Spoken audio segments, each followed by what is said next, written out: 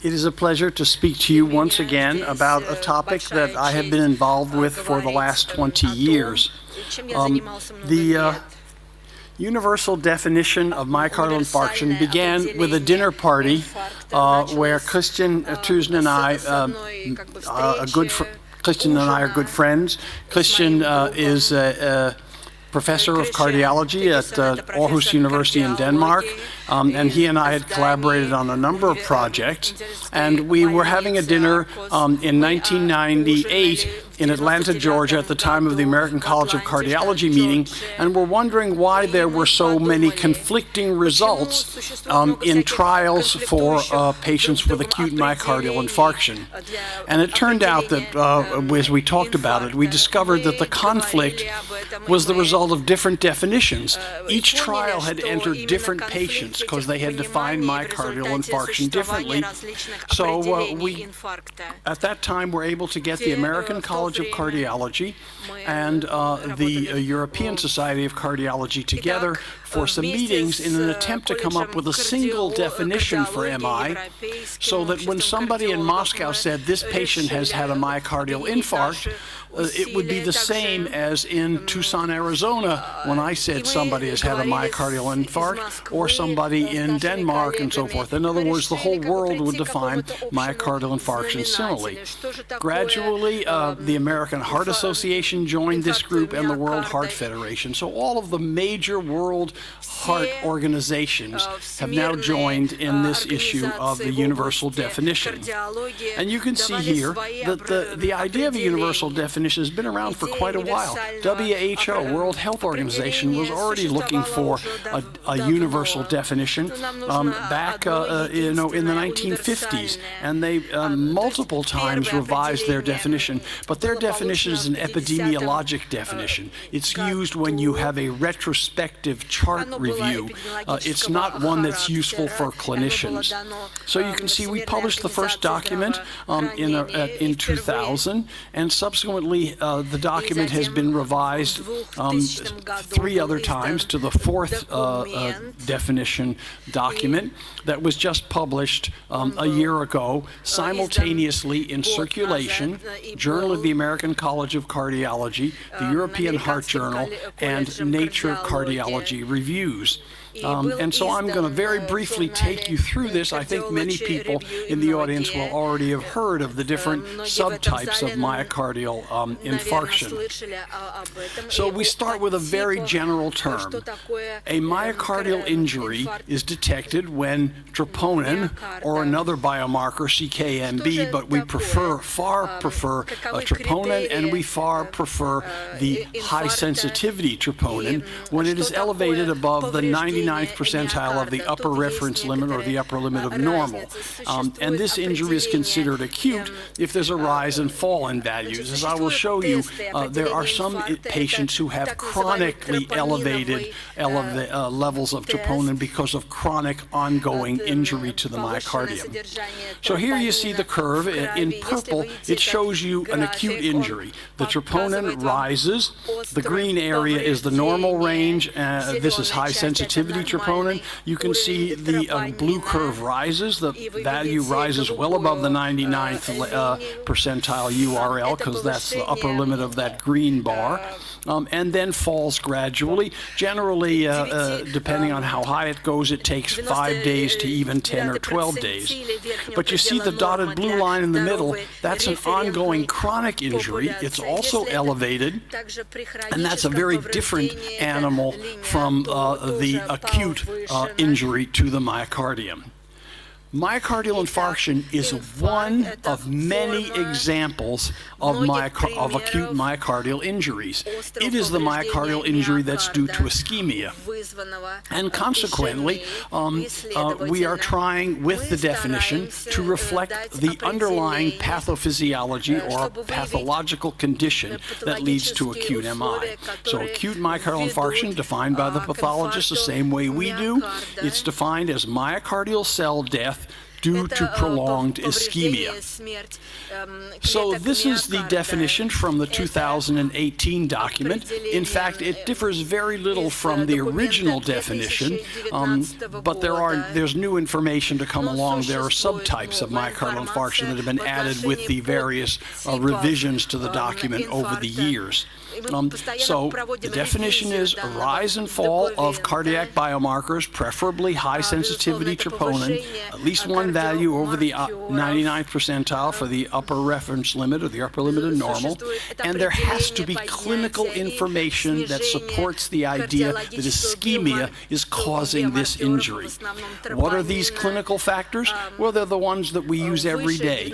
The patient's history that's very suggestive of myocardial ischemia. New ischemic electrocardiographic changes, ST's elevation, ST depression, development of new pathological Q waves in the electrocardiogram suggesting a previous myocardial infarction, or imaging evidence of loss of viable myocardium or a new regional wall motion abnormality. For example, the patient had an echo 2 years ago that was normal left ventricular function, and now the inferior wall is no longer moving. That's evidence that supports the idea that the elevation in troponin was due to an inferior wall myocardial infarction.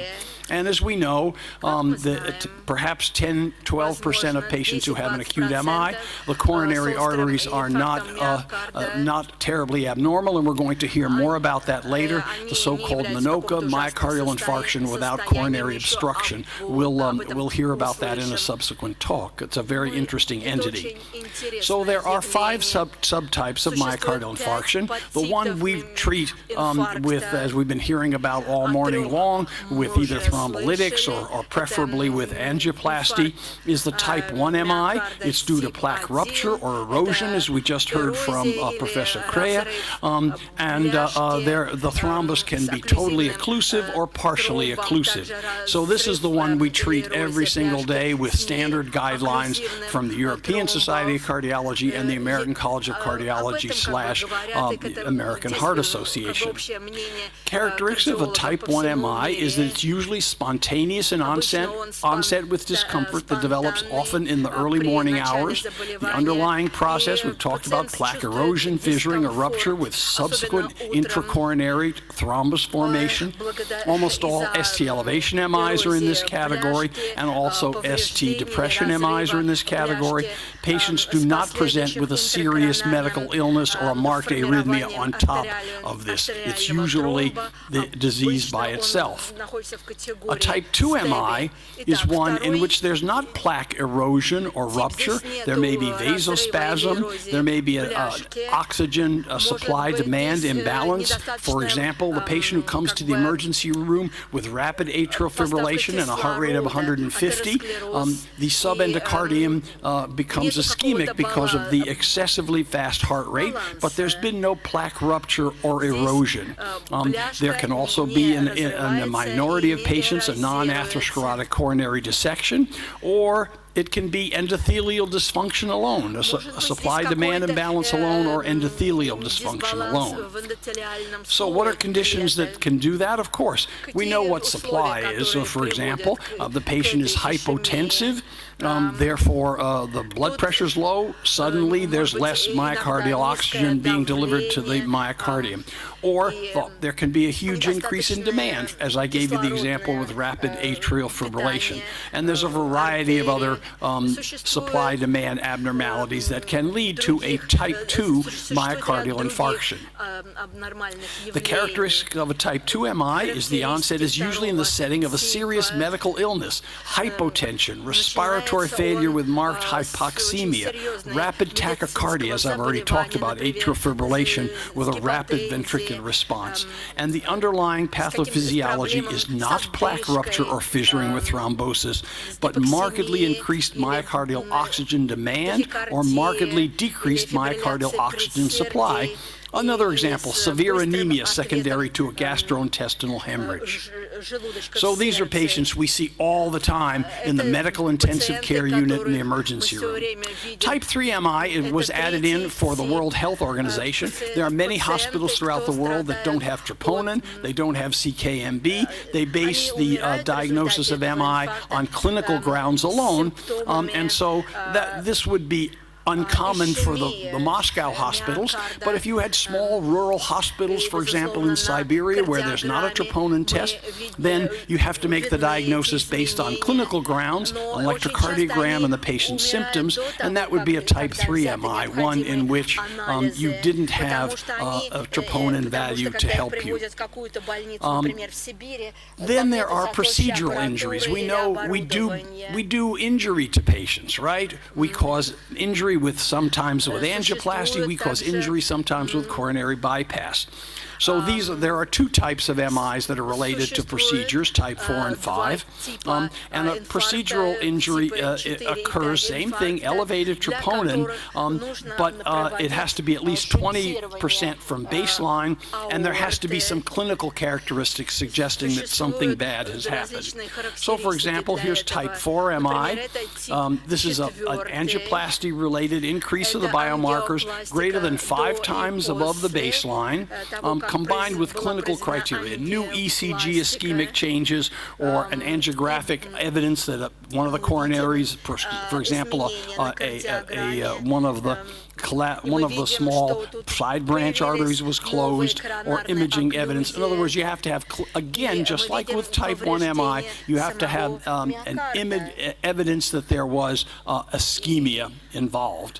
And type 5 is the same thing for surgery, except here we know the biomarkers are going to be higher because of unavoidable trauma to the myocardium during the surgery, needle sutures and so forth. So it's 10 times the upper limit, as well as clinical evidence that it was myocardial ischemia. Remember, though, that there's another category, the main category we talked about, myocardial injury, that's not an infarct because ischemia is not involved. And so a myocardial injury without ischemia is diagnosed when an abnormal troponin value is noted, but the underlying mechanism of cardiac injury is not ischemia. For example, cardiac trauma. Someone's in a car accident. The heart is bruised. There's a bump in troponin. There's some EKG changes, but this is not a myocardial infarction because ischemia is not involved. And then, as I mentioned before, there are diseases where there's chronic low-grade injury to the myocardium going on all the time, and there's elevated troponin all the time. Some chronic renal failure patients, some severe heart failure patients will have these chronically elevated values.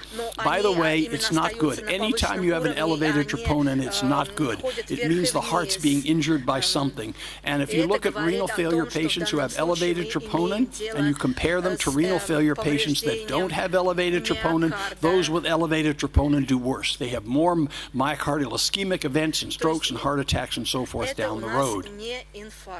And so again, very briefly, the reasons for elevation of cardiac troponin without ischemia, you can see here heart failure, viral myocarditis, cardiomyopathies, the Takotsubo syndrome, and a whole variety of procedures, catheter ablation, shocking the patient. All these things will injure myocardium and raise troponin. And then here you see all of the non-cardiac things, sepsis, chronic kidney disease, stroke, and so forth, pulmonary embolism, etc. So there's still plenty of room for consensus and controversy. Even within the writing group, there's areas of where we're still arguing back and forth and waiting for more scientific data to help us settle some of these controversies. So let's, first of all, very quickly, the areas of consensus. Standardization of the definition of MI is needed for daily clinical work. Before the definition came out, within the same hospital, doctors would be defining myocardial infarction differently, and when we rotated doctors at our hospital, sometimes the patient would be told the opposite. Oh, no, you didn't have a heart attack. Oh, I know the other doctor said you did have a heart attack, but I don't think you had a heart attack. Well, clearly, that's very bad for patient care. Of course, troponin, the high sensitivity came along, so we can very accurately pick up myocardial injury. Abnormal elevations in blood troponin troponin levels can occur in settings other than myocardial infarction, where myocardial ischemia is not present. Type 1 patients, we have all kinds of good guidelines for how to take care of those patients, but as you'll hear in a moment, we don't have good guidelines for how to take care of type 2 MI. And troponin elevation alone is not an MI.